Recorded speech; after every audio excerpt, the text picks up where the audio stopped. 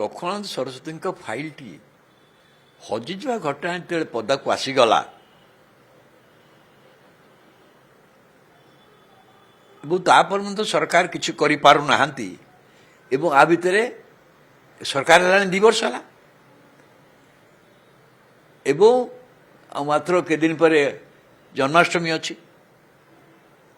ଯେଉଁଦିନ ତାଙ୍କର ହତ୍ୟା କରାଯାଇଥିଲା। ତେଣୁ ଏଇଟା ଗୋଟାଏ ସରକାରଙ୍କୁ ସେଦିନ ଚାରିଆଡ଼ୁ ଯେଉଁ କ୍ୟାମ୍ପେନ୍ ହେବ ସମାଲୋଚନା ହେବ ସରକାର ନିଶ୍ଚିତ ଭାବରେ ତେଣୁ କ'ଣ କରିଛନ୍ତି ସେମାନେ ବର୍ତ୍ତମାନ ଏଇ ଲକ୍ଷ୍ମଣ ହତ୍ୟା ଯେଉଁ ତଦନ୍ତ ଚାଲିଥିଲା ଇଏ କମିଶନରେ ପୋଲିସ କରୁଥିଲା ଥାନା କରୁଥିଲା ସେମାନେ ଅଗ୍ରଗତି କରିପାରିଲେନି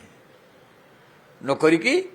କାଲି ନିଷ୍ପତ୍ତି ନିଆଗଲା ଯେ ଏଇଟା କ୍ରାଇମବ୍ରାଞ୍ଚ ଚାଲିଯିବ। କ୍ରାଇମବ୍ରାଞ୍ଚ ଅଫିସର ନିଯୁକ୍ତ କରିଦେଇ ଯଦି କ୍ରାଇମବ୍ରାଞ୍ଚ ପୋଲିସ କରିପାରିଲାନି କ୍ରାଇମବ୍ରାଞ୍ଚ କିପରି କରିବ? ତେଣୁ ସେଇ କଥାକୁ ଆଟେନସନ୍ ଜାଣିଛନ୍ତି କ୍ରାଇମବ୍ରାଞ୍ଚ ମାନେ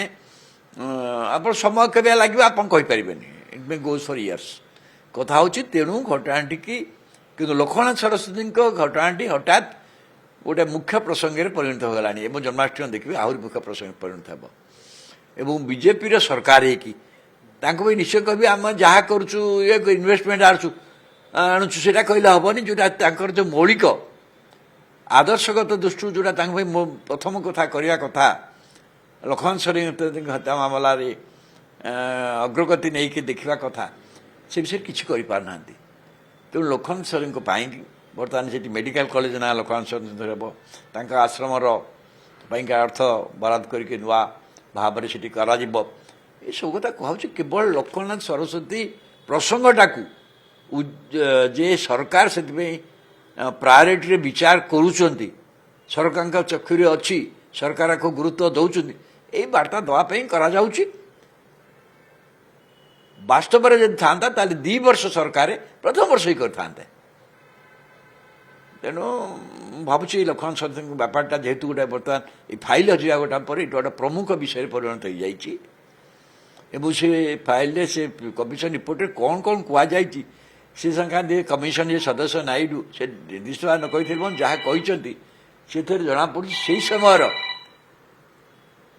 ଯେଉଁ ଅଧିକାରୀମାନଙ୍କର ଉଦ୍ୟମ କରିଥିଲେ ହୁଏତ ଏଭଳି କାଣ୍ଡ ଘଟିନଥାନ୍ତା ସେ କିଛି ଅଧିକାରୀଙ୍କ ବିଷୟରେ କିଛି ମନ୍ତବ୍ୟ ମଧ୍ୟ ଦେଇଛନ୍ତି ହେଇପାରେ ସେସବୁ ଅଧିକାରୀମାନେ ଏବେ ବି ପ୍ରମୁଖ ଭୂମିକାରେ ଅଛନ୍ତି ତା ବି ହେଇପାରେ ବହୁତ କଥା ଅଛି ମୁଁ ଜାଣିନି କ'ଣ କି ଯାହା ହଉ ଲକ୍ଷ୍ମଣ ସରସ୍ୱତୀଙ୍କ ବ୍ୟାପାରଟି ବର୍ତ୍ତମାନ ଗୋଟେ ପ୍ରମୁଖ ଭୂମିକାକୁ ଆସିଯାଇଛି ଓଡ଼ିଶାରେ ରାଜ୍ୟ ଦୃଷ୍ଟିରୁ ସବୁ ଦୃଷ୍ଟିରୁ ଏବଂ ରାଜ୍ୟ ସରକାର ଏଟା ଜାଣିଲା ପରେ ତାକୁ ଯେହେତୁ 2 ବର୍ଷ ଭିତରେ ସେ ଦିଗରେ ବିଶେଷ କରିପାରି ନାହାନ୍ତି ବର୍ତ୍ତମାନ କ୍ରାଇମବ୍ରାଞ୍ଚକୁ ଯାଉଛି